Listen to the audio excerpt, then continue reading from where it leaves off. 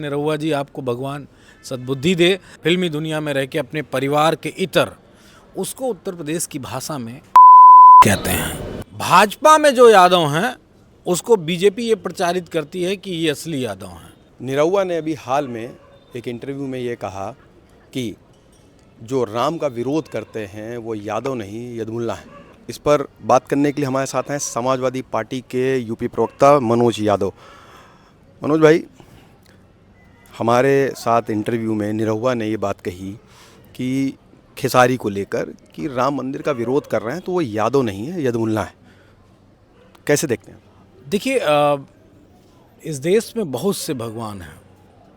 दक्षिण में बालाजी महाराज हैं, उत्तर में भगवान राम कृष्ण हैं, महाराष्ट्र में गणपति महाराज हैं, कहीं पे भगवान शिव हैं, कहीं माँ दुर्गा हैं। तो भगवान इतने हैं कि जिसका जो मन करे उस भगवान की पूजा करे, उसको माने, और जिसका मन करे जिसको माने, और जिसको मर्जी हो ना माने।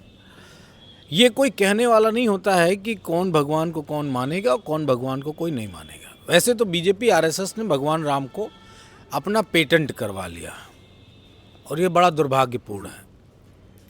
कोई बीजेपी के भगवान को ना माने तो फिर नहीं मानता, इसमें कोई सवाल खड़ा करने वाली बात नहीं है। लेकिन जिस तरीके से बातें कही जा रही हैं और जो बातें मैंने सुनी वो दुर्भाग्यपूर्ण है। और जो शब्द उन्होंने इस्तेमाल किया यादव कम्युनिटी के लिए, यदमुल्ला शब्द, वो मेरे ख्याल से अब तक सोशल मीडिया पे मैं पढ़ता था, और ये शब्द भी एक सोशल मीडिया पे किसी यादव के द्वारा आरएसएस ने और बीजेपी के लोगों ने ईजाद कराया। आज कलाकार हैं, यादव कम्युनिटी से आते हैं, सम्मान करते हैं सभी लोग, और उनकी एक्टिंग है उसका भी सम्मान करते हैं। लेकिन अपनी ही कम्युनिटी को इस तरह कहने वाले मैंने भारत में 2 लोग देखे हैं। ब्राह्मण कम्युनिटी से एक राम भद्राचार्य आते हैं, जिनको कुछ ब्राह्मण नीच नज़र आते हैं। वो कहते हैं कि ये ब्राह्मण नीच ब्राह्मण हैं। और यादव कम्युनिटी में एक ये इकलौते व्यक्ति हैं जो यादवों को यदमुल्ला कह रहे हैं।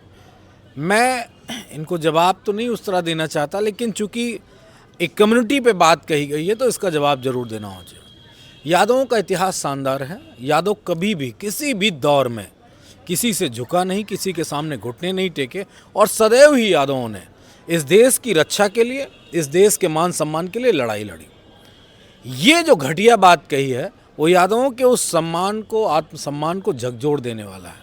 इसलिए मैं इससे कहूँगा कि दोबारा से इस तरह के शब्द मत बोलना, क्योंकि आप इंडिविजुअल एक व्यक्ति हो, और वैसे तो आप संघियों की गोद में बैठे हो।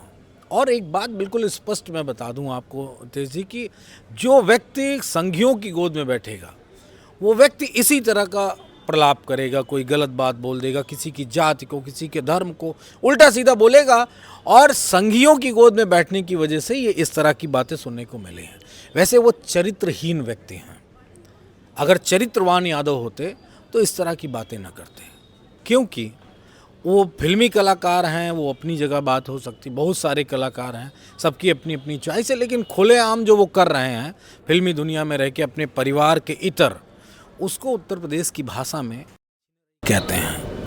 तो ऐसे लोगों के लिए मुझे यही कहना है कि साक्षात परमेश्वर उनको बुद्धि दे, और वो जो कर रहे हैं और जो वो कह रहे हैं उससे उनके पूरे कुल का अपमान हो रहा है। और ऐसा व्यक्ति मैंने बहुत कम देखा। एक रावण हुआ करता था जिसने अपने कुल का अपमान कर लिया और खुद को नाश कर लिया, अपने पूरे परिवार का नाश कर लिया। ठीक वैसा ही ये रावण व्यक्ति है जो ऐसी चीज़ें कह रहा है, जो अपने ही कुल को इस तरह से गलत लगातार ठहरा रहा है। और एक बार नहीं कहा है, कई बार इस तरह की बातें कही हैं। कभी कभी तो भगवान को भी चैलेंज कर देता है। 19 का पता नहीं कब का चुनाव था, वो कह रहा था कि मैं, हाँ, वो जो भगवान ब्रह्मा ने लिखा उसको भी मैं बदल सकता हूँ। तो ऐसे व्यक्ति आत्ममुग्ध हैं, चरित्रवान नहीं हैं, निहायत घटिया किस्म के हैं। तो समाज इनसे दूर रहे, मैं ऐसा चाहता हूँ। क्योंकि यादव कम्युनिटी का बहुत मान सम्मान, वो अलग बात कि मैं भी यादव हूँ, बहुत सारे यादवों की संख्या उत्तर भारत में बड़ी तादाद में यादव का नंबर है। लेकिन जिस तरह की वो बात कह रहा है उससे समाज में यादव कम्युनिटी का अपमान हुआ, इस तरह के शब्द इनके द्वारा कहने जाने। बिहार में उन्होंने ये बात जब उठी, उन्होंने ये कहा कि यदुवंश से मैं हूँ, यादव हूँ, असली यदुवंशी मैं हूँ। तो ये यदुवंशी फिर सूर्यवंशी इन सब चीज़ों पे चला जाना चुनाव के समय पे, इसको आप कैसा देखते हैं? यादव में कोई असली और नकली नहीं होता। यादव चरवाहा होता है। चरवाहा क्या कोई नकली चरवाहा आपने देखा क्या? चरवाहा चरवाहा होता है, किसान किसान होता है। तो कोई यादवों में कोई असली और नकली नहीं होता है। भाजपा में जो यादव हैं उसको बीजेपी ये प्रचारित करती है कि ये असली यादव हैं, और जो विपक्ष में वो नकली यादव हैं। तो मैं कहूँ कि जो ब्राह्मण या क्षत्रिय बीजेपी में है वो असली है, जो हमारी पार्टी में वो नकली है। आप इसको एक्सेप्ट करेंगे क्या? या कोई संविधान कानून कोई ग्रंथ एक्सेप्ट करेगा क्या? वैचारिकता के आधार पे हम देश में किसी के भी साथ कोई भी कम्युनिटी रह सकती है। आदिवासियों की बात करने वाला या गांव ग्रामीण की बात करने वाला जो कम्युनिस्ट थे तो ज़्यादातर ब्राह्मण थे। उसमें तो कोई आपको आदिवासी नहीं दिखेगा, लेकिन उन्होंने आदिवासियों की भी बात करी, और बहुत सारे राजनीतिक दलों ने आदिवासियों की बात करी। तो ये राजनीति में नहीं इसका कोई स्पष्ट मत हो सकता है, लेकिन मैं इतना ज़रूर कहूँगा कि असली नकली कह के उन्होंने अपने पर ठप्पा लगा लिया कि मैं नकली हूँ। वैसे मैं उनको नकली यादव नहीं कहूँगा, क्योंकि मैं यादव हूँ और मैं जानता हूँ यादव कैसा होता है।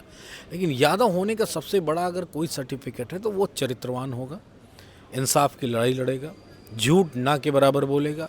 भगवान कृष्ण ने महाभारत में जीतने के लिए किससे पाप और पुण्य की लड़ाई थी, धर्म और अधर्म की लड़ाई थी।